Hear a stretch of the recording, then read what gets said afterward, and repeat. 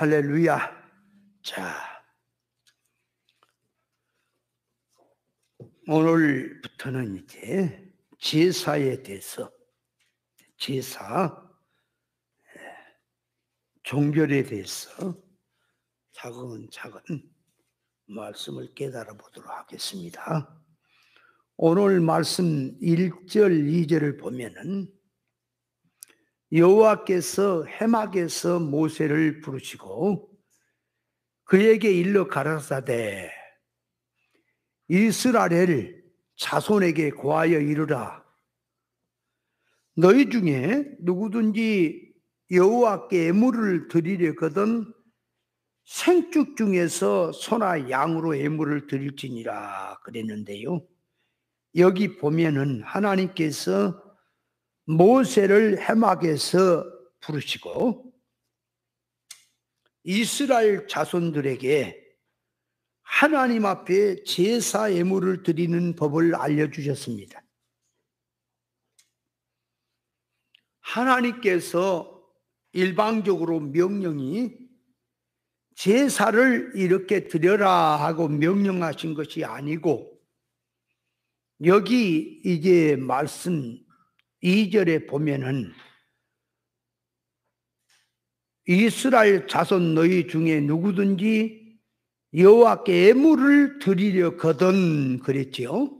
그러니까 하나님 앞에 예물을 드리고 싶은 마음이 생기거든. 예물을 드리려고 이렇게 하려면 그 말이요. 예물을 드리려거든 이렇게 드려라 그렇게 가르칩니다. 그러니까 하나님께서 그냥 일방적으로 예물을 드려라 명령한 게 아니라 예물을 드리고 싶은 마음이 일어나면 예물을 하나님 앞에 드리려거든 이렇게 드리라 이렇게 말한다 그 말이에요. 그러니까 하나님께서 예물이 필요해서 드리라는 것이 아니고, 인간 너희들이, 성도 하나님의 자녀들 너희들이 하나님 앞에 예물을 드리고 싶은 마음이 생기느냐? 그렇다면 이렇게 드려라. 그래야 내가 받겠다. 그런 약속이다 그 말이에요.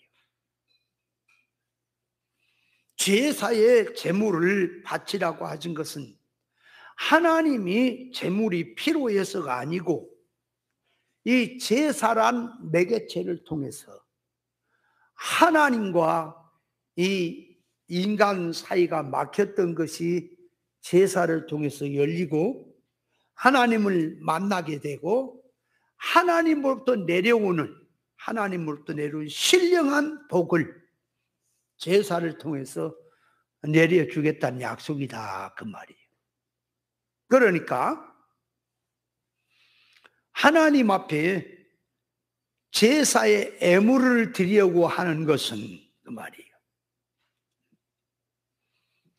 물질 갖다가 바치면 물질 축복 받는다는 그런 사고방식이 아니고, 제사의 제물이란 인간의 정성이 들어간 것이 들어갔을 때에 하나님이 그 마음을 받으시고 하늘의 신령한 복, 하나님을 닮는 복, 또 자연은총은 따라가는 거고 그걸 하나님이 주시겠다 하는 약속이다 그 말이에요. 그러니까 제사에 예물을 드리는 자는 믿음이 없이는 못 드리고 하나님을 모르면 못 드리고 하나님의 약속을 믿어야 하나님의 신령한 복을 받기 위해서 예물을 드리게 된다. 그러니까 깨달아야 예물을 드리는 뜻을 알게 되고, 깨달아야 예물을 드리는 마음이 생기고, 깨달아야 하나님의 그 마음을 알고 드리게 된다 그 말이에요. 자, 그래서 무엇을 이렇게 주는 것, 무엇을 누구에게 이렇게 주는 것을 시은 자라 그래요. 시은 자. 내게 있는 걸 남에게 베푼다, 이렇게 준다. 은혜를 베푼다 하는 것이 거기에 쉬운 자란 말이고, 상대편에게 있는 것을 내가 받겠습니다, 주십시오 하는 것을 쉬운 자라 그렇게 말합니다.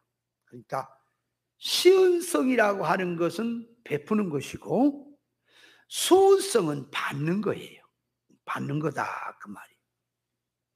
그러면 성도가 하나님 앞에 예물을 드릴 때는 쉬운 자 입장에서 드리는 거냐, 소은 자 입장에서 드리는 거냐 그 말이에요.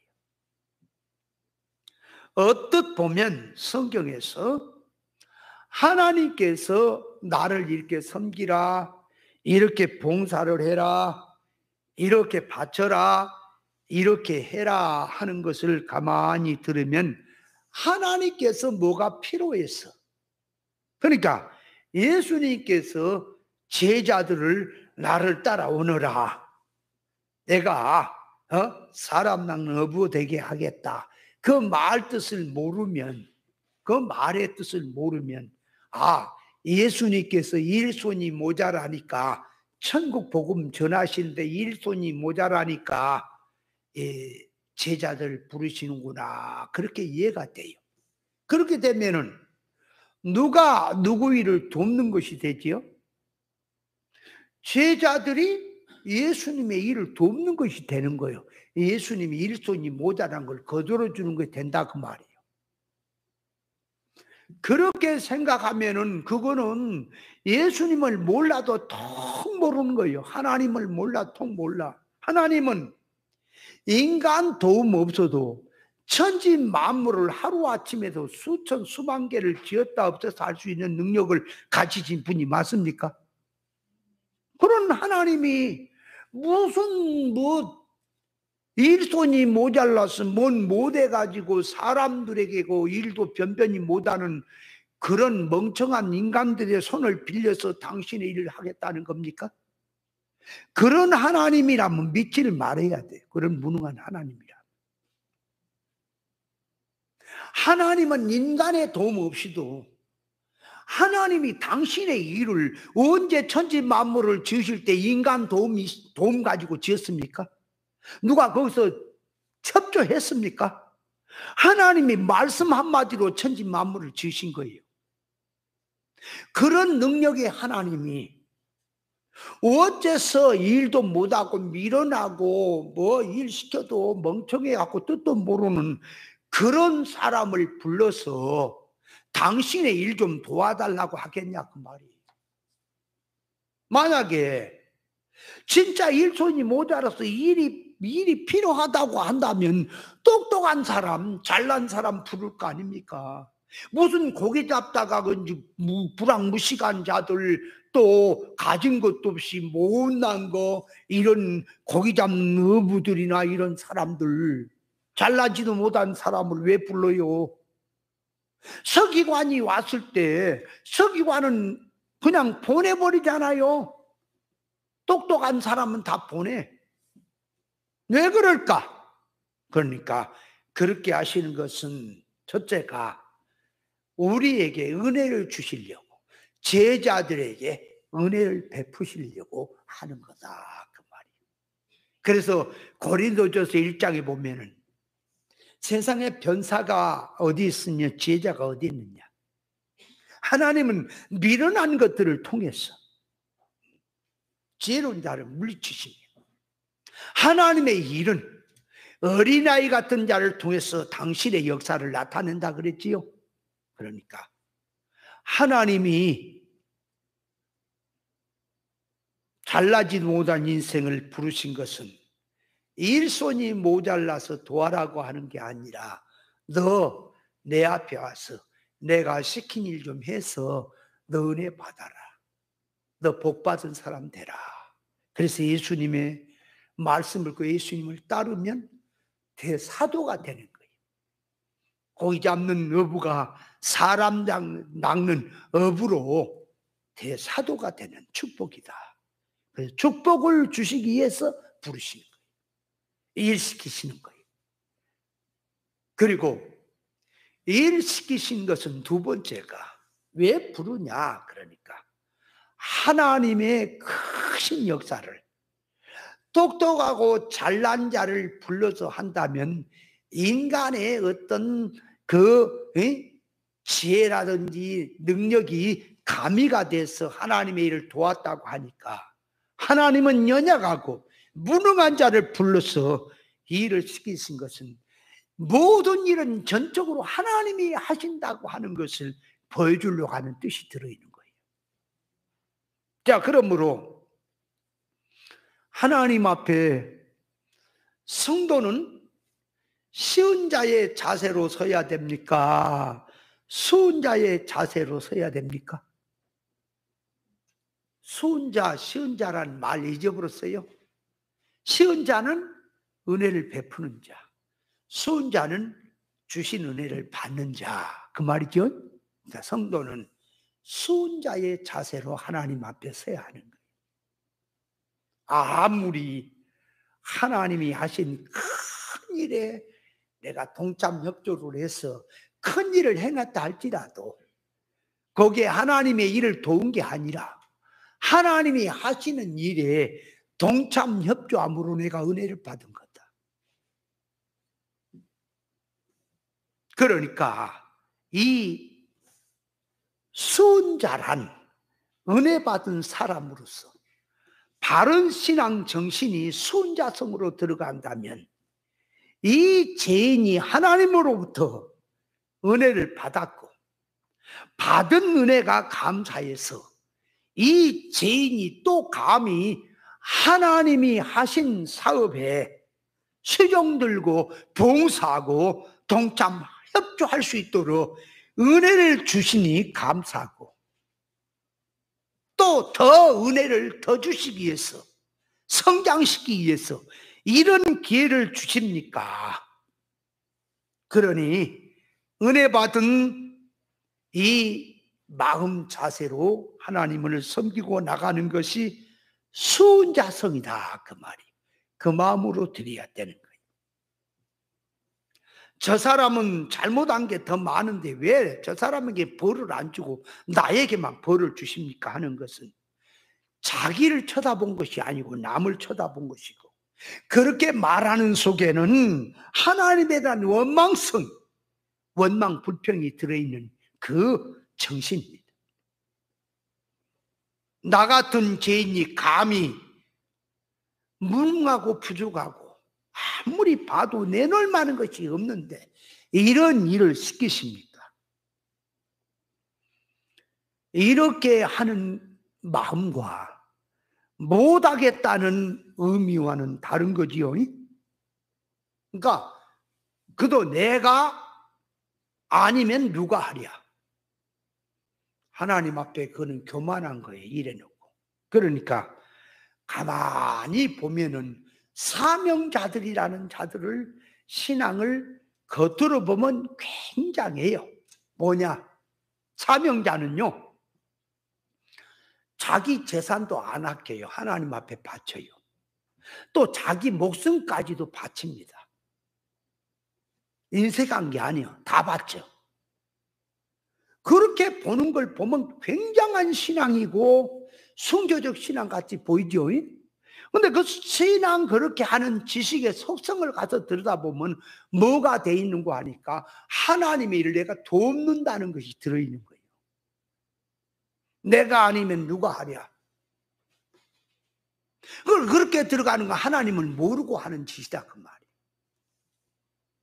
옛날에 그러니까 깨닫지 못하면 다 그래요. 옛날에 간 목사님하고 집사님하고 저 시골 광주에 볼 일이 있어서 가는데 가다가 이 날씨가 눈이 왔어. 비같이 좀 살짝 왔는데 눈이 살짝 왔는데 녹았어. 근데 날씨가 갑자기 추워져 버린 거예요. 그러다 보니까 빙판이 진 거지요. 눈이 살짝 또 내린 거예요. 가다가 운전하는 그 집사님이 나하고 이제 목사님 옆에 이제 트럭 타고 가는데 얼마나 이게 미끄럽나 보자고 가다가 한 80인가 90 정도 가다가 세게 달린 건 아니에요. 브레이크를 잡았더니 차가, 이거는 원심력을 잃어버리고 운전대하고 상관이 없어요. 지 마음대로 왔다 갔다 하는 거예요, 지금 차가. 그러다 보니까 차가 쑥 가다 보니까 어덕백이에요. 또 쑥 돌아, 지가 옆으로. 가다가 보니까 이쪽 중앙선이에요. 쭉 가다. 한참 한 100m는 간 것 같아. 그냥 안 서요. 미끄러우니까. 그래 가다가 중앙선, 또 거기는 이제 분리대가 있는 쪽까지 간 거예요. 가가지고 중앙선 분리대를 확 받고 선 겁니다. 그때 이제 하는 말이, 그 목사님이 하는 말이, 하나님이 우리를 데려가시면 엄청나게 손해가 난대요. 그래서 안 데려갈 거래. 그걸 믿으래. 그런갑다 그랬지. 깨닫지 못할 때는 그것이 굉장히 믿음 같고 그런갑다 그래요. 깨닫고 보니까 그렇게 건방진 말이 없는 거예요, 하나님 앞에.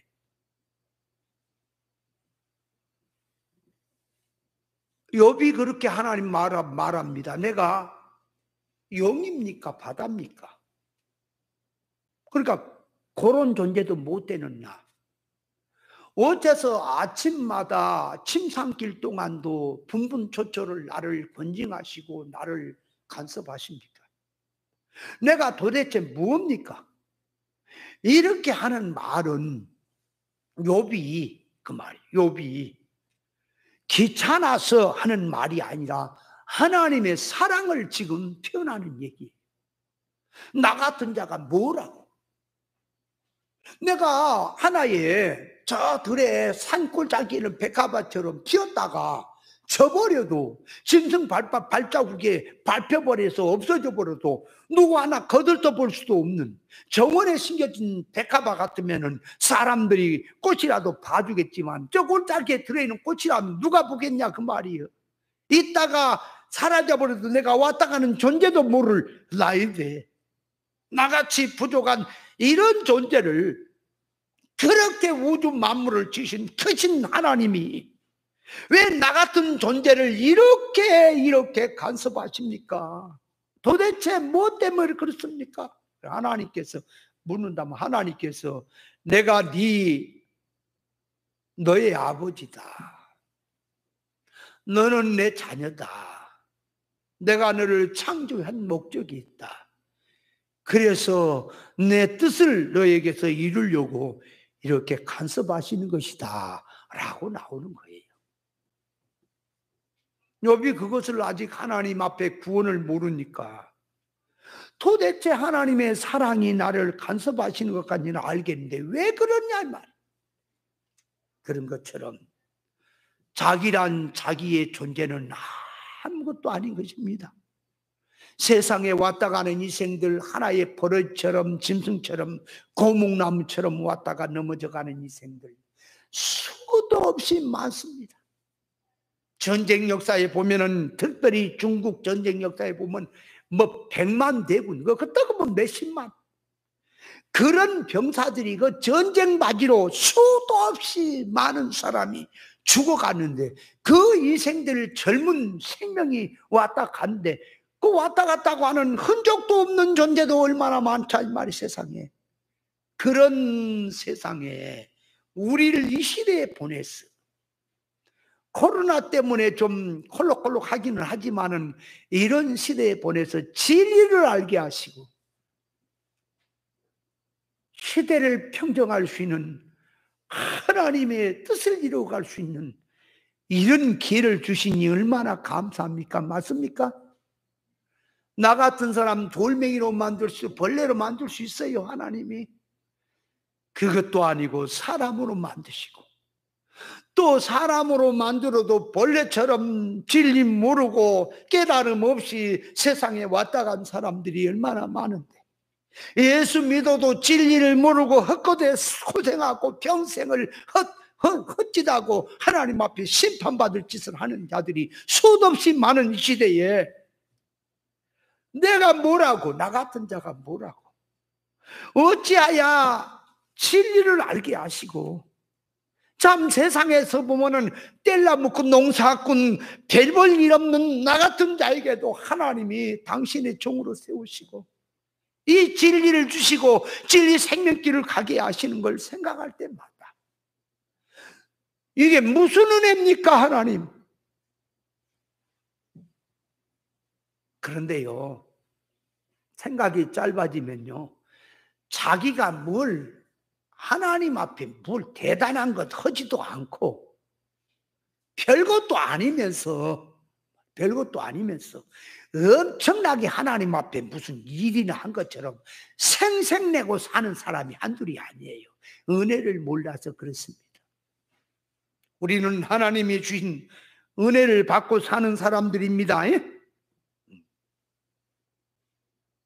하나님께서는 그래서 어떤 동작으로 자기에게, 자, 이렇게 할 때는 이렇게 훈련해서 이렇게 고치도록 하고, 저럴 때는 저렇게 사건을 통해서 또 조여 붙여서 회개하게 하고, 이렇게 저렇게 바꾸신다 그 말이에요. 그러니까 내 의지와 때로는 상관없이 가난을 부유하기도 하였다가 고난을 평안으로 바꿔줬다가 또 때로는 평안을 고난으로 바꿔줬다가 이렇게 하신다 그 말이 하나님이 훈련하시려고. 그러니까 내 의지와 상관없이 내 잘하고 못한 것 상관없이 때로는 하나님이 역사를 하신다 그 말이. 그런데 내 생각에 내가 충성 봉사를 잘 하니까 하나님이 나를 알아주시고 높여주시고 나에게 축복을 주시는구나, 그렇게 생각하는 것은 시은성입니다. 그게 뭐냐, 내가 이만큼 했기 때문에 이만큼 베풀어 주셨구나, 내가 안 했으면 또 안 주실 거 아니냐, 이런 식으로 생각 들어가는 자체가 시은성이란 말입니다. 수은성은 항상 자신을 하나님 앞에 돌아보면서 은혜 받는 자세로 서는 겁니다. 그러니까 노아가 방주를 지어놓고 하나님이 지으라고 해서 지었잖아. 천상천하에 요나가 지었지요. 노아가 지었지요. 그런데 그 방주를 지어놓고 누가 누구에게 감사해야 된다고요? 노아가 하나님 앞에 감사해야 돼요. 하나님이 노아에게 고맙다 그래야 돼요. 얼른. 인간 미련한 생각으로 하면 하나님이 노아에게 고맙다 그래야 된 것처럼 보인단 말이요. 깨닫지 못하니까. 노아가 하나님 앞에 감사하는 거예요. 마리아가 생명 메시아를 잉태했습니다. 누가 누구에게 감사해야 돼요? 마리아가 생명을 내대고 생명의 메시아를 모셨는데, 아니 천상천하에 하나님을 모시고 주님을 잉태할 자를 찾은 이유 없는데 마리아가 이거를 이제 자격자가 돼서 그렇게 일을 하고 있으니 감사는 주님이 해야지? 아니란 말이에요. 마리아에게 생명의 메시아가 들어오는 것은 인간이 볼 때는, 현재서 볼 때는 그것이 배척받는 것이고 그것이 죽는 것이고 그것이 망하는 것처럼 보이지만 하나님은 생명의 메시아를 모신 마리아를 죽게 내버려 두지 않습니다. 그가 수모당하고 무시당하게 하지 않습니다. 왜 그런가 하면은 마리아가 죽으면 그 안에 있는 생명의 메시아도 죽기 때문에 그렇습니다. 그러니까 마리아에게 생명의 메시아를 잉태하게 되는 것은 복이, 호박이 넝굴째 굴러 들어온 꼴인 거예요. 그러니까 마리아가, 자, 현실에서 볼 때는요, 항상 내가 희생하고 내 거 투자하고 내가 손해보는 것처럼 보이지만은 결과에 가서 보면은 하나님께서 그 일을 통해서 이런 복을 주시려고, 이렇게 높이시려고 이렇게 하셨구나. 그걸 깨닫게 된다니까요. 그래서 깨달은 사람은 꼭 사건이 지난 다음에 가서 자꾸 뒷북치는 게 아니고 사건이 오기 전에 여기서 벌써 아는 거예요. 그 뜻을 아니까 미리 하나님이 그런 은혜 주시는구나 하고 감사를 하게 되는 겁니다. 그래서 감사는 누가 하는 거냐? 은혜 받은 자가 자기가 하는 거다 그 말이에요. 그래서 이 아까도 말했지만 사명자라고 하는 사명자들은 겉으로 보면 굉장히 하나님 앞에서 뭔가를 하나님의 일을 돕는 것처럼 되는 것이 돼 있죠. 자기 거 다 투자해서 딴 사람은 안 하는데 내 거 다 투자했잖아. 나는 목숨까지 투자했잖아. 믿음으로 살았잖아. 그런데 그렇게 하는 것은 겉으로 볼 때는 신앙 믿음이 좋은 것 같이 보이는데 하나님과 의사적으로 들어가서 보니 그 말. 자, 의사적으로 하나님 앞에 들어가서 한번 볼래요? 자, 하나님하고 사명자하고 둘이 딱 한 자리에 앉았습니다. 이제 맞상을 딱 차려놓고 앉았다고 합시다. 자, 하나님께서 사명자야, 내가 하란 일을 네가 도왔냐? 예, 네, 도왔습니다. 제가 하나님의 일을 도왔습니다. 제가 아니면 하나님의 일이 안 되잖아요. 그렇게 들어가니 하나님께서 야, 사명자야, 나는 네 도움 없이도 내 일을 충분히 하는데 내가 너에게 이 일을 시킨 것은 내가 일손이 모자라서 일을 도와라고 하는 것처럼 보인 건 껍데기고 안에는 너 말고도 천상천녀 말고도 은혜를 베풀 자는 많이 있다. 근데 너에게 이 오다를 준 것은 너는 큰 행운하다, 복이다. 이렇게 나온단 말이에요. 근데 이 사명자는 자기가 하나님의 일을 도왔다고 하니까 하나님 무능자로 만드는 것이고 하나님의 일을 돕는 것이 되니까 뭐가 돼요? 하나님 뭐가 되냐고요? 하나님은 하나님과 모르는 자가 된다 그 말이에요. 그래서 사명자 치고 교만 안 든 인간이 없어요. 영적으로 보면. 하나님의 일은 은혜 받는 자세로 하는 겁니다. 항상. 하기 싫으면 그래서 말라는 게 하나님. 아브라함이 장막문에 앉았을 때 천사가 지나갑니다. 천사가 지나간데 천사로 보이는 게 아니라 사람으로 보이는 거예요. 그럼 아브라함이 하나의 지나가는 길손이란 말이에요. 자, 길손에게 예를 들어서 길손이 자기 집에 찾아왔어. 하룻밤 묵어 갑시다. 내가 배가 고프니까 먹을 것 좀 주세요. 그러면은 이리 오세요. 먹을 것 갖다 주고 잠을 재워주면 누가 은혜를 베푼 자요? 아브라함이 은혜를 베푼 자지요. 그러면 쉬운 자지요. 그죠? 그런데 천사는 맞은편에 3명이 있어요. 사람으로. 아브라함이 달려갔습니다. 달려가서 그분들을 모셔오는 거예요. 자기 집으로. 모셔올 때 어떻게 나옵니까? 내가 당신들에게 은혜를 받아 싸웠거든. 나로 하여금 대접할 수 있도록, 섬길 수 있도록 기회를 달라고 하잖아요. 아브라함이. 대접하는 일을 하게 해 주십시오. 그러니까 손님은 아브라함이 하는 것을 받고 아브라함은 베푸는 것처럼 보이지만 속으로 들어가니까 아브라함이 받는 거요. 그 천사가 베푸는 거요. 왜? 그분을 모셨더니 아브라함 집에 모셨더니 물질로 대접하는 것은 아브라함이 한 거지만 하늘에 신령한 복인 여러 가지 것이 있지만 이삭을 그 가정에 내립니까? 내년 이맘때 네 아내에게 아들이 있으리라 천사가 내리죠. 그러니까 큰 은혜는 아브라함이 받는 거다. 그러니까 물질에 눈에 보인 건 아브라함이 대접하지만 신령한 복은 아브라함이 받는 거예요. 그걸 갖다가 아브라함에게, 우리에게 깨닫게 하려고, 순성을 얘기하려고, 내가 당신들에게 은혜를 받았거든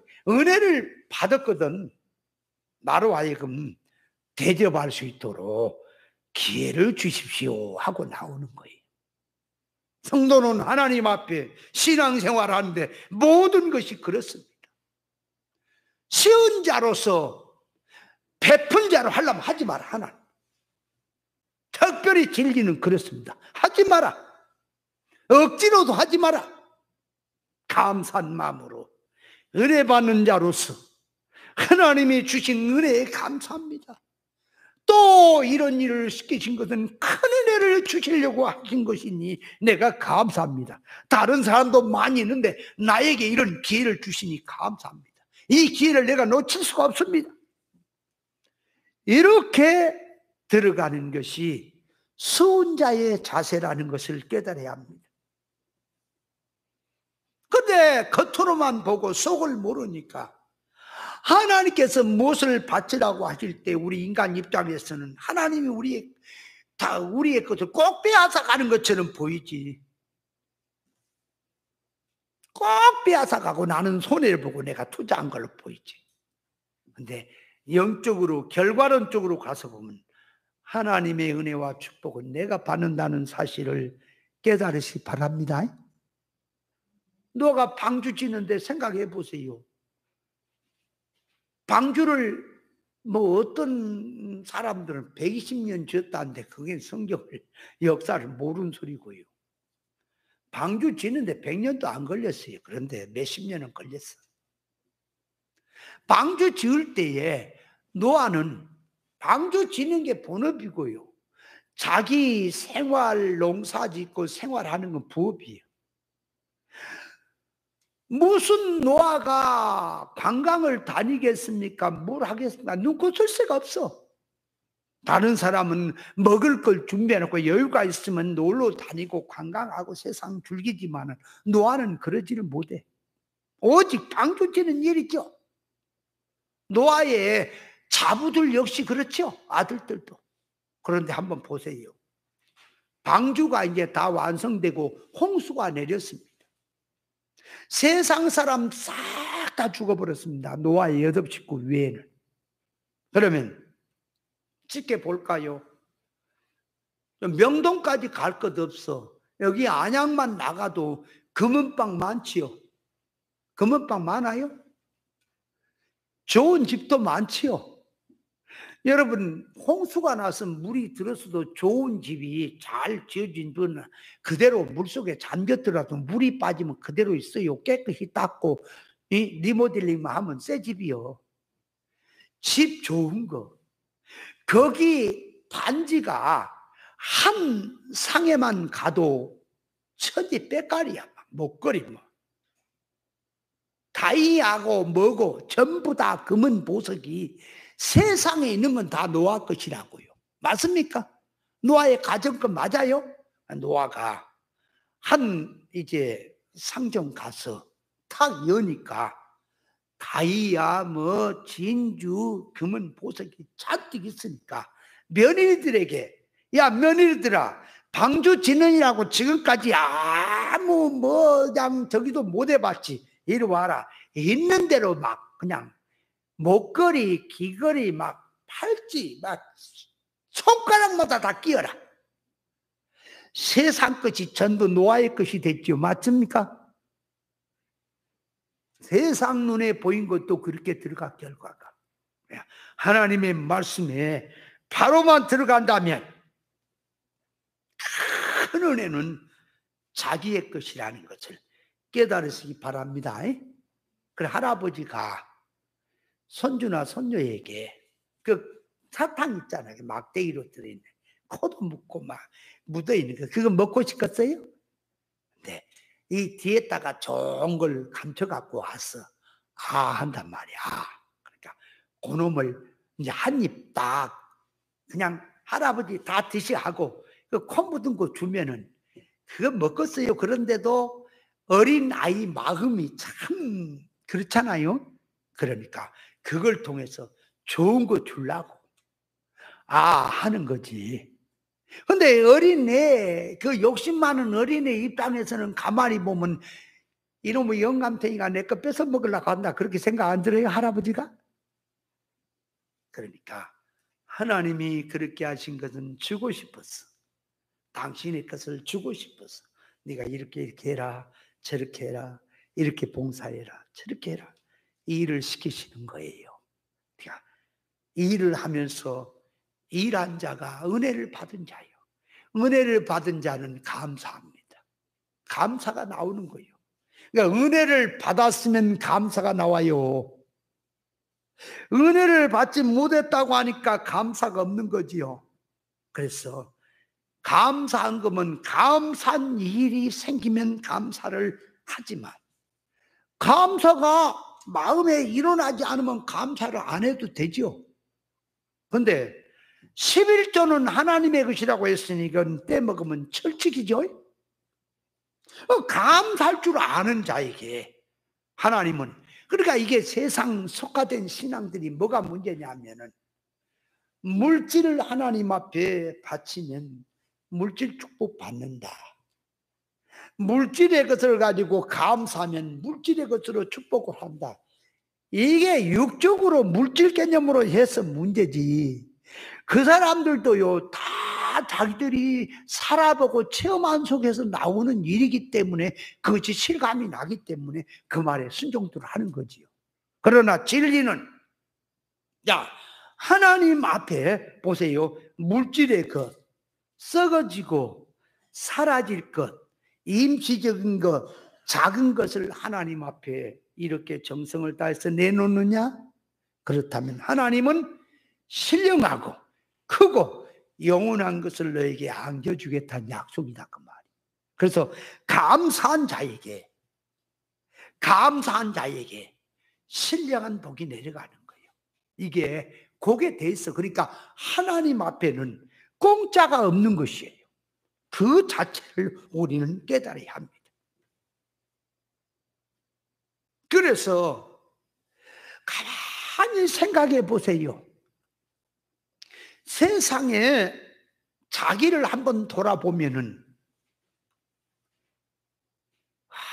얼마나 감사한 일인지, 이 진리를 깨달았다는 거 하나만 생각해도 얼마나 감사한 일인지. 여러분, 그 생명을 다 걸고 목숨을 다 걸고 사명에 취해서 그 야단 법독을 하고 정말 희생은 다 감수를 하고 살아도 진리를 모르고 사는 사람, 구원하고 상관없이 사는 사람이 한둘이 아니죠. 똑똑한 사람 세상에 너무 많아요. 근데 왜 그들에게는 진리를 안 주시고 나같이 변변치 못한 이런 자에게 진리를 주시는지 생각할 때마다 천상천하에 시대를 초월해서 감사할 일이다, 그 말이에요. 아멘. 저는 그래서 제 호주머니 돈, 내 개인의 어떤 돈 없습니다. 다 주님의 것입니다. 주님의 것이에요. 주님의 것이라면, 그래서 무슨 재정에 뭐를 보고하고 뭐를 어떻고, 그거는 하나의 형식적으로 또 어느 정도는 있어야 되기 때문에 하지만, 실상은 교회에 쓰는 일이라면 저는 그 기록에 올리지 않습니다. 무엇을 썼든 주님을 위해서, 나 밥 먹는 것도 내 구원을 위해서 하는데 뭘 되길 하니, 꼭 뭐다 적어가지고 이건 뭐를 했다 아니요. 주님의 일이라면 이 한 생명을 오늘도 다 드리겠나이다. 저는 그 정신으로 살아갑니다. 그걸 주신 하나님, 그 정신 주신 하나님, 진리를 주신, 이 볼 수 있는 눈과 들을 수 있는 귀는 하나님이 창조한다 그랬어요.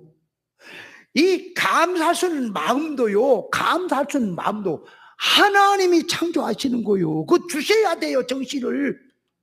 옳은 정신을 갖고 살려는 자에게 그 주시는 거요. 감사한 마음도. 없으면 못하잖아. 그래서 우리는 하나님 앞에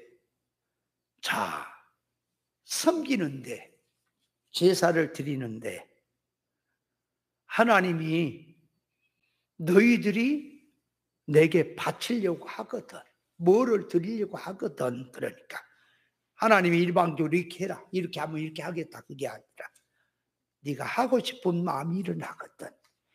이렇게 하라, 그렇게 가르치시는 거예요. 그게 이제 하나님의 뜻이요. 그래서 무엇을 바쳐라, 무엇을 해라 하는 것이 하나님의 뜻이다, 그 말이에요. 그러면 하나님이 하시는 그 말씀에 순종이 들어간 자에게 하나님의 신능이 입혀지는 거예요. 하나님의 성품이 입혀진다, 그 말이에요. 그래서 하나님께서 사건 속에서 선지 사도들이 순교하는 것도 하나님이 그걸 통해서 그 말이에요. 신능이 입혀지게 하려고, 영능의 사람 되게 하려고 그 일을 하고 있다는 사실을 알아야 합니다. 그러므로 모든 사건은 우연이 없어요. 하나님의 필연이, 하나님의 역사요. 거기에서 하나님이 주신 뜻을 깨닫고 감사하는 생활로, 어떤 환경을 두어도 감사하는 생활로 나가는 신앙이 돼야 될 줄 믿습니다. 자, 그러면 이제 첫째로 들어가서 번제를 드리라. 이제 그럴 때에 레위기서 1장은 번제에 대한 거예요. 번제를 드리는 번제의 뜻. 번제를 드리라고 하는데 번제를 드리라는 뜻이 뭐냐고 말이에요. 그래서 번제는 범죄한 인간이 하나님의 뜻대로 신인 연결을 위해서 처음으로 모든 걸 전폭적으로 드리는 제사가 번제입니다. 그래서 번제는 죄인 인간이 하나님과 이렇게 멀어졌다가 처음으로 하나님 앞에 이제 화해하는 제사, 하나님 앞에 끊어졌던 것을 회복하는 제사가 번제입니다. 번제는 그러니까 가장 먼저 드리는 제사가 번제요. 번제가 되어야 그 다음 제사가 연결되는 거예요. 번제가 안 되면 다른 제사는 연결이 안 됩니다. 그래서 번제는 모든 제사의 기초가 되는 것이고 중심이 되는 제사가 번제입니다. 번제는 정결한 짐승을 먼저 잡아서 동맥을 끊어서 피를 쏟고 가죽을 벗기고 각을 뜨고 내장 전부를 까 뒤집고 깨끗이 씻어서 머리도 내장도 손톱 발톱도 머리 털 하나까지 전부를 하나님 앞에 불살라 드리는 제사가 번제입니다. 번제를 잘 알아야 합니다. 번제를 가지고, 짐승을 가지고 드리는 번제를 가지고 사람으로 와서 말을 한다면, 사람이 이제 번제를 드린다 그럴 때, 보세요. 소를 갖고 양을 갖고 이렇게 번제를 드리잖아요. 그럼 그거를 짐승을 잡는 거지요, 그렇게.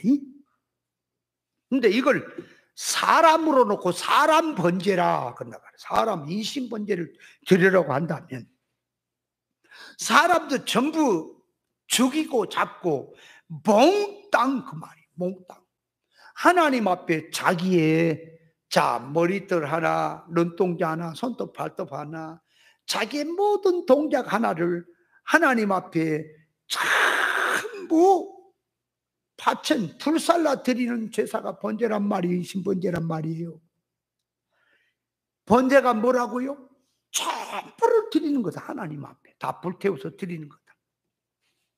그러니까 제사를 드릴 때 동맥을 끊고 가죽을 벗기고 각을 뜨고 내장을 이제 다 까 뒤집어서 씻고 하는 것은, 그걸 짐승으로 얘기를 할 때는 눈에 보인 짐승을 그렇게 드렸구나 하는데, 사람으로 말을 한다면, 생사람 잡아서 육신을 잡아서 그런다는 거예요.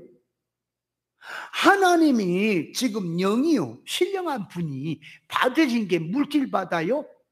썩어지고 추접스러운 육신 고깃덩어리 받는 걸 지금 말합니까? 사람 속, 그 말이에요. 사람 속에 들이는 정신 사상, 그 말이에요. 이질로 들어있는, 대립으로 들어있는 걸 전부 다 하나님 앞에 죽이고, 하나님 앞에 새 사람의 성으로 하나님과 의사 결합적인 그런 속성 성길로 되어진 것을 하나님이 받겠다고 하는 게 인신 번제로 들어간 뜻이란 말이에요. 그러니까 번제를 하나님 앞에 드렸느냐? 그렇다면 옛사람 타락성은 없는 거예요. 죽었어요. 죽었단 말이에요. 다 죽었어.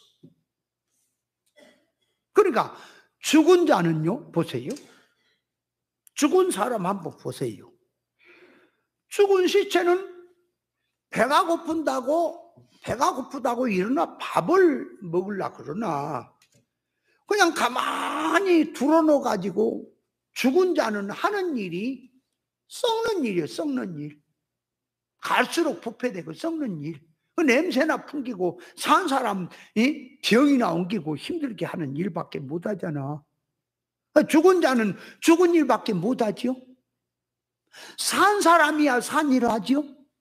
그러니까 자 보세요. 생명의 일과 사망의 일이 있어. 죽은 자는 사망의 일밖에 못해. 하나님 그런지 산 자가 생명의 일을 하지요. 그러면 자 보세요. 이제 죽었습니다. 죽은 사람은 산 사람이 가서 건드려봐. 왜 간지럽히냐? 왜 나를 발로 차냐? 왜 나를 이렇게 불에다가 집어넣어서 왜 뜨겁다? 왜 나를 불 속에 집어넣냐? 그런 말을 못하지요? 죽은 자는 가만히 있죠? 그런 것처럼 하나님 앞에 내가 옛사람이 죽었다면, 내 주관이 죽고 내 걸 다 하나님 앞에 바쳐졌다면 나는 세상과 나는 간 곳이 없죠? 죽었으니까. 그렇다면 하나님이 이제 사건을 몰아옵니다. 자, 평안을 주든 환난을 주든 왜 평안을 주시지 환난 주십니까? 이렇게 하는 사람은 살아있는 거요, 아직 죽은 거요?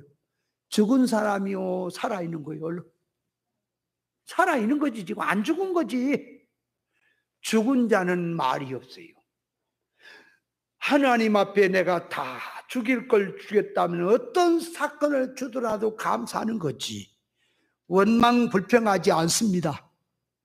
그렇게 들어간단 말이에요. 그러니까 차든지 죽었다면 나를 굴리든지 차든지 무엇을 하든지 나를 왜 괴롭히냐고 하지 않아요.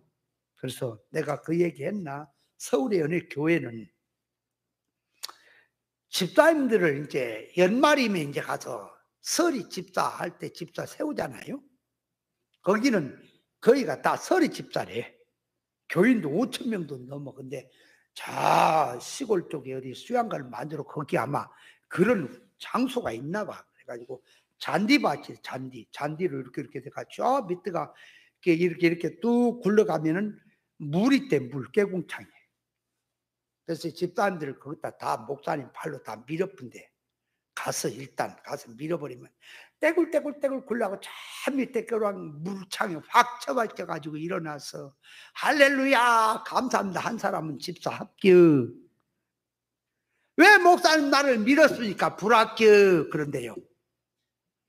하도 어떤 집사님이 연말만 되면 목사님하고 따진대. 목사님 기도를 안 합니까? 뭐 어떻게 합니까? 뭐 자꾸 그랬어가지고 그 집사 명단에 뺐다네. 그해 그랬더니 찾아왔더래. 목사님 왜 딴 사람 믿음 없는 나보다 더 못한 사람 이런 사람 집사를 시킨 왜 나 안 시킵니까? 그러니까 그래서 뺐다 그래. 그래서 뺐다. 뭐가 그래서 뺀 거요? 아니 집사를 세워놓은 것이 지금 섬기고 은혜 받아라고 줬지 따지고 뭐 네가 지금 쉬운 자로서 지금 해라고 지금 세워놓은 줄 아냐? 그래서 뺐다. 그러니까 네가 쉬운 자성이라 뺐다 그 말이지. 그러니까 죽은 자만 하나님의 일을 할 수 있는 거예요. 그러니까 번제를 드린다라고 하는 것은 그 말입니다. 자기 주관성, 자기 타락성을 전부 하나님 앞에 죽여버렸기 때문에 하나님이 나를 물로 데려가든 산으로 데려가든 평안으로 가든 환난으로 가든 어디로 가든 아멘 감사합니다. 그렇게 되는 것이 그게 죽은 자예요. 하나님께 죽어서 드렸다 그 말이에요. 그런데 이렇게 돼야 되는 신앙인데 선악과 따먹은 타락적인 자기 주관성을 가진 채로 자기가 하나님 앞에 무엇을 해드린다는 그런 뜻으로 그 일 하면서 생명까지 바친다는 뜻으로 번제를 드리겠다는 의미가 아니고 죄인이 하나님 앞에 맨 처음으로 자기 타락성을 잡아서 드리는 제사가 번제다. 번제란 말이죠. 그러니까 하나님께서 번제를 바치라 하는 속에는 뭐 하려고 그렇게 해라는 거예요? 너 죽어라 하는 것은 뭐 하려고 하는, 죽이려고 하는 거요. 이 살아갖고는 아무 짝에도 쓸모없는 옛사람성은 죽고 내게 좋은 새 사람의 것으로 새 마음을 주겠다. 그래서 하나님이 그렇게 하라는 거예요. 그 뜻을 알아야 돼요. 또 번제를 드리라고 하는 것은 하나님 앞에 번제를 드리고 남은 자기가 죽은 겁니다. 죽었으면 이제 자기 혼자 못 살아요. 혼자 못 살아. 하나님이 이제 도우셔야 사는 거예요. 도우셔야 산다고 말이에요. 예를 들어서 이 과부가 두 렙돈을 이제 하나님 앞에 바쳤다 그랬지요. 여러 가지 뜻이 있지만 과부의 두 렙돈은 이제 그게 마지막이야. 아무것도 없어. 마지막 다 드리는 거예요. 그러면 과부가 자기 있는 것을 하나님 앞에 다 드려버렸으니까 이제는 누가 책임져야 돼 이제? 아니 과부에 먹고 살고 죽고 하는 거 누가 책임져야 돼요? 하나님이 책임지는 거예요 이제. 그러니까 그렇게 하는 것은 하나님이 책임지겠다는 거지. 네가 자꾸 꼼짝꼼짝 계산하냐? 그럼 네가 마음대로 해봐라. 나는 하나님께 다 바쳐버리고 없습니다. 나는 하나님 앞에 다 죽어버리고 없습니다. 그러니까 이제 하나님이 그래 이제 내가 너를 자꾸 붙들고 역사하마 그렇게 들어가는 거죠. 그러니까 하나님 앞에 내가 포기한 것만큼 하나님은 시작하는 거예요. 역사하는 거예요. 내가 내 일을 시작하면 하나님은 가만히 있습니다. 내 일을 다 포기하고 하나님께 바쳐버리고 하나님 한 분만으로 만족하고 하나님 한 분 앞에 항복을 하고 굴복을 하고 의사결합으로 들어갔으면 이제 그 일생은 하나님이 책임지시는 겁니다. 아멘. 그러니까 우리의 사는 생활들 모든 생활을 자기 계산으로 꼼짝꼼짝 하지 마세요. 하나님이 하시도록 내 삶을 하나님이 하시도록. 나는 아무것도 없습니다. 하나님이 숨쉬게 하시니 내가 숨을 쉬는 거고 하나님이 살게 하시니 내가 사는 거지. 하나님이 없으면 나는 아무것도 아닙니다. 하나님이 나를 주장하소서. 나는 아무것도 없습니다. 그런 자세로 나가는 것이 번제의 정신이다 그 말이에요. 그 뜻을 잘 알아야 합니다. 그래서 번제는 선악과 따먹고 부패된 상태에서 하나님의 이 진리 본질 사상 의사에 맞추는 정신으로 들어가는 게 번제의 정신이다 그 말. 그 번제를 드립니다. 이 육의 것, 물질의 것, 세상 것은 드리는 것은 껍데기고 안에는 사람 속성, 정신을 드리는 거다. 그 안에 그 뜻이 번제라는 것을 알아야 합니다. 그러면 자, 이제 깨달아야 될 게 많아요. 그러면 자, 주의 종이 내가 이제 하나님 앞에 번제로 드리겠나이다. 그런단 말이에요. 번제로 드리겠나이다. 바울은 말했지요. 내가 하나님 앞에 전제처럼 붐이 되고 이제 주를 위해서 믿음으로 모든 걸 지키고 갔으니 이제 후로는 하나님에 의해 면류관이 준비됐다 그랬지요. 그러니까 자기를 하나님 앞에 다 전폭으로 드린다는 말이 뭐냐 그 말이. 여러분, 자기를 전폭으로 드린다는 것은 보세요. 하나님은 이 신령한 분입니다. 거룩한 분입니다. 그러면 내가 자 보세요. 더러운 거, 추한 것은 하나님이 안 받아요. 그다음은 하나님이 받으시는 사람으로 가려면 내가 어떤 사람이 돼야 하나님 앞에 제물이 될까요? 얼른 썩어질 것, 사라질 것, 육의 것, 대립되고 이질된 그 속성을 가지고 목숨 바쳐 하나님을 위해 바치겠다. 그러면 하나님이 그거 받을까요? 안 받아요, 하나님. 그러니까 하나님이 받으시는 건 뭐냐 그러니까 자, 내 지식이 선악과 지식이면 하나 안 받아요. 생명과 지식으로 바꿔져야 하나님이 그 지식을 받으시고요. 내 소원성이 육으로 물질로 땅으로 들어갔으면 안 받아요. 더럽다고. 내 소원성이 하나님의 의사에 맞추는 구원 목적에다가 천국에다가 두고 그 속성이 들어가야 그 정신도 소원도 받는 것이고요. 나의 모든 생각, 마음, 뜻 하나님의 것으로 바꿔진 생활로 들어가야만이 하나님이 받으신다는 사실을 깨달으시기 바랍니다. 그렇게 들어가야 그거 하나님이 받으시는 재물일 텐데 이거는 타락적인 선악 먹은 지식에다가 인간의 그 사고방식에다가 전부 들어가 가지고는 이 야망성을 가지고는 하나님하고 1대1로 의노인하는 것처럼 들어가 가지고는 교만하고 건방지게 들어가서 하나님께 이한 목숨 바칩니다. 그러면 그 하나님의 받을까요? 여러분, 순교, 하나님 앞에 순교하는 것이 뭐라 그랬어요? 순교는 하나님의 의사에 맞추어 사는 것이 순생애고요. 하나님의 의사대로 하나님이 모든 주신 사건 앞에 순종하여 이 한 몸을 하나님께 바치는 것이 그것이 순교란 말이에요. 그래서 순교는 하나님의 말씀과 예수 그리스도의 증거를 죽는 것이 순교란 말이에요. 이길 땐 거 뻘짓거리 하다가 죽으면 그게 순교입니까? 말도 안 되는 소리예요. 자, 계례군이 교회에 들어와서 예배를 드리는데 자, 이 예수 믿는 애민아이들 다 나와라 그래가지고 우리 교회는 그런 시험 들까봐 십자가도 뒤에 없어 초상화도 없어 그런 거 붙이는 게 아니야. 십자가를 딱 이게 앞에다 놔두고 이 십자가 받고 지나가라. 받고 지나간 자는 살려주고 십자가를 밟지 않고 지나간 자는 죽이겠다.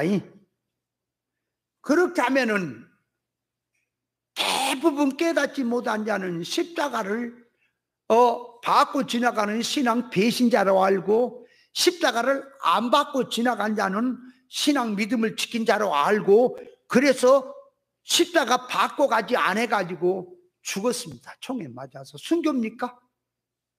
나무떼기 그거 받고 안 받고 그거냐고 말이요. 그럼 우리는 십자가를 딱 앞에다 놔두고 괴뢰군이 십자가는 그만두고 성경책을 앞에다 딱 놔두고 받고 지나가라 그러면 우리는 어떻게 해야 한다고? 진리는 어떻게 해야 돼요? 성경책을 받고 지나가요. 침을 뱉고 받고 지나가요. 그냥 안 받고 지나가야 돼요. 어떻게 해야 돼요? 정집사님 어떻게 해야 돼요? 성경책을 계례군이 앞에다 놔두고 받고 지나가라. 예수 믿으려면. 안 믿으려면 안 믿으려면 받고 지나가라.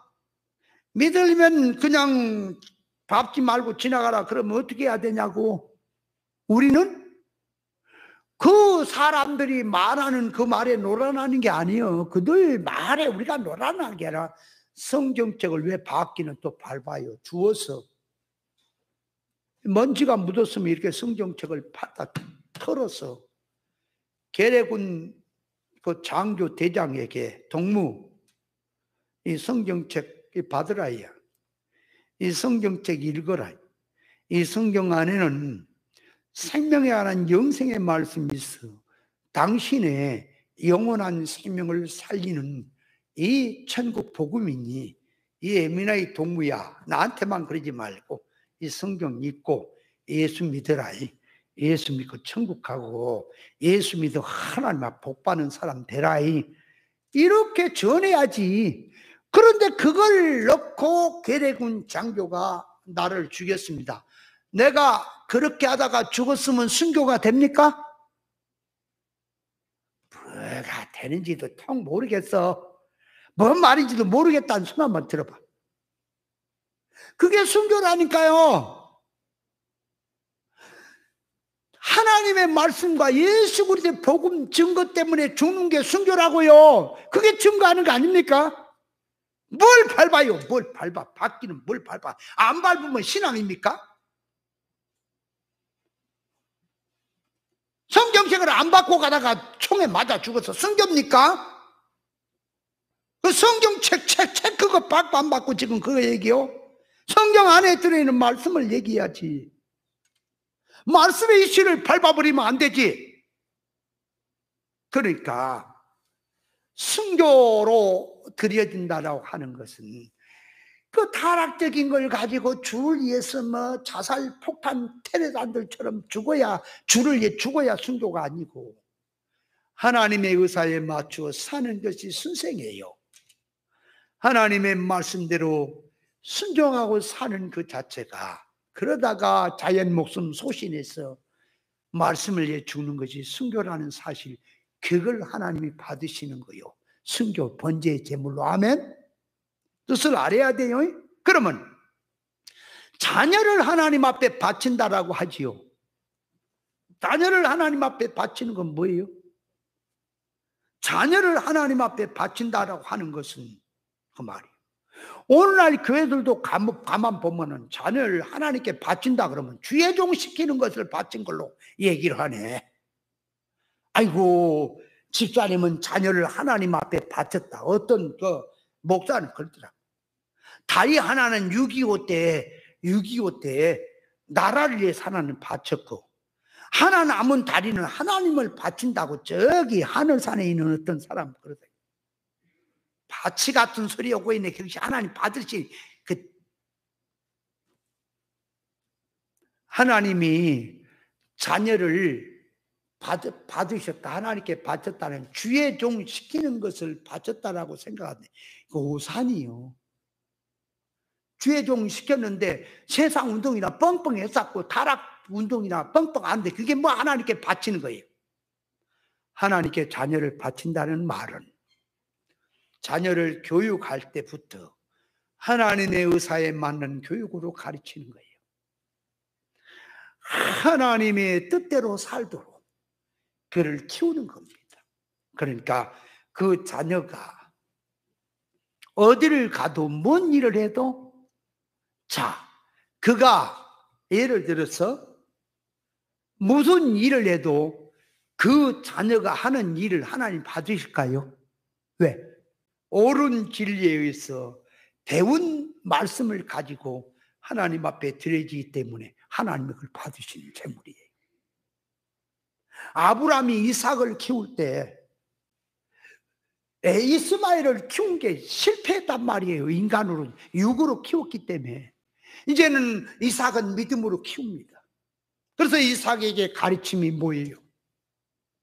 하나님이 이제 하나님 앞에 옳은 신앙으로 가르쳐서 키웠습니다. 모리아 산에다 갖다 바쳐라고 했을 때 이삭이 그 어린애가 아니에요. 30세쯤 넘었어요. 지금 그 나이가.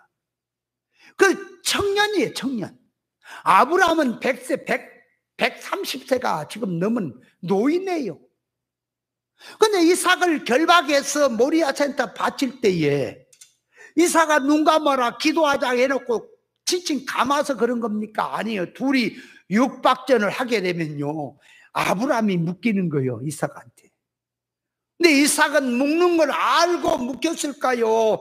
몰래 살짝 묶었을까요? 하나님, 아브라함이 몰래 묶었다고 하면 그거 억지요. 그거 하나님 그거 안 받아요. 이삭이 하나님 앞에 이게 묶여가지고 몰래 묶여가지고는 이제 아버지 왜 이렇게 내려 해요? 아니 네 동맥을 끊어서 하나님이 산 제사로 이 번제로 바치라 그런다. 하나님 욕하고 아버지 욕하고 그래 두 분이 잘해 먹고 잘 사시오. 나를 잡아서 뭐 하려고 그러시오? 이래서 하나님이 그거 받으실까요? 이삭이 스스로 묶이는 거예요. 스스로 묶여. 왜 묶였을까요? 이삭이 왜 묶였냐고 스스로. 묶인 이유는 하나님 앞에 잘 드리려고, 이한 생명 하나님 앞에 잘 드려보려고 묶이는 거예요. 왜 그런가 하면 아버지가 혹 나를 동맥 끊어서 한 방에 잡아서 하나님께 드려야 되는데 손이 덜덜덜덜 자식을, 사랑한 자식을 잡으려고 떨려가지고 딴 데를 때려서 가지고 내가 설 죽으면, 사람이란지라 마음은 이렇지만 또 화장실 갈 때 올 때 마음이 다른 것처럼 내 마음이 행여나 또 아프니까 또 도망갈지 모른다. 완전히 잡히려고 스스로 묶이는 겁니다. 그래서 이삭이 하나님 앞에 드려지는 것은 가르친 대로, 말씀대로 믿음으로 바쳐지니 하나님이 그 제사를 이삭에게서도 받고 아브라함에게 받는 것이에요. 그러니까 하나님께 제사를 드려진다고 하는 것, 하나님께 바쳐진다는 것은 무슨 쥐의종 시키는 것이 하나님께 바쳐진 것이 그렇게 생각하지 말고, 지식이나 소원성이나 모든 가르침이 하나님이 원하는 사람으로 살도록 가르쳐서 그 모든 삶이 하나님의 뜻대로 살게 만드는 것이 하나님 앞에 자녀를 바치는 거예요. 그 뜻을 바로 알아야 할 것이다. 성경에서 뭐 소니, 양이니, 염소니 하는 것을 하나님께 드린다는 것은 정신을 말하는, 정신. 만물을 이렇게 만들어 놓고 그 말이에요. 그 지금 보고 그 짐승 성질을 보고 그 말이요, 그 사상을 말해 주려고 지금 계시가 되어야 돼요. 만약에 하나님 앞에 돼지를 잡아서 드린다고 한다면 돼지 같은 정신으로 산다는 소리 아닙니까? 양을 잡아서 드리는 거, 소를 잡아 드리는 거, 그 정신이 들어있는 거예요. 그럼 소를 잡아 드린다는 게 뭐냐? 양을 잡아 드린다는 게 뭐냐? 이제 짐승의 이제 이 번제물의 종류가 무엇이냐? 그건 이제 다음 주에 이제 차근차근 말씀을 드리겠습니다. 그래서 하나님 앞에 제사를 때, 요제를 드릴 때도 보세요. 흔들어서 요제는 드린다 그랬죠? 그럼 흔드는 게 뭡니까? 물건을 사람이 살 때도 가서 만져보고, 뭐 배추니 무니 이런 것도 이렇게 가서 흔들어 보고, 뭐 깡태기가 들었나 흔들어 보는 것은 구별하는 거죠. 좋은 거 찾는 거죠. 흔드는 것은 좋은 걸 찾는 거란 말이에요. 하나님께서 하나님 앞에 자기를 조목조목 정신 사상을, 하나님의 사건을 들어서 들었다 놨다 휘저보잖아요. 네가 지금 믿음이 있냐 없냐 휘저보단 말이에요. 그래서 자기란 자기를 사건을 통해서 건드려 보면 무엇이 나올까? 자기 속에서 무엇이 나올까? 예수님은 십자가에서 옆구리에 창을 이제 찔렸지요. 물과 피가 쏟아졌지요. 예수님은 옆구리를 찌르니까 물과 피가 쏟아졌어. 그것은 물과 피가 쏟아진 역사적으로 당연한 거죠. 그러나 그걸 계시로 들고 오면 물이 쏟아지는 건 예수님이 옆구리를 쳐도 물은 말씀 상기이니 말씀 사상이 나오고, 피는 생명이 나오는구나. 예수님의 입에서는, 예수님의 몸에서는 이 말씀과 생명이 나오는 것 같던 사건에서. 근데 우리를 만약에 누군가가 옆구리를 찌르면, 그 말이 나의 단점을, 나의 가장 취약점을 건들면, 찌르면 뭐가 나올까요? 뭐가 나올까? 그래서 흔들어 보는 거예요. 사건에서 흔들 하면서 하나님이 이런 사건 주고 저런 사건 주어서 흔들었어. 흔들면은요, 그 아닌 거, 그 말이에요. 그 거룩지 못한 건 다 빠져버려요. 흔들면. 그래서 거룩한 거, 하나님 앞에 옳은 것만 드려진다는 말이 흔들어서 드린다는 거예요. 그것도 다 번제를 드릴 때 다 쓰는 것들입니다.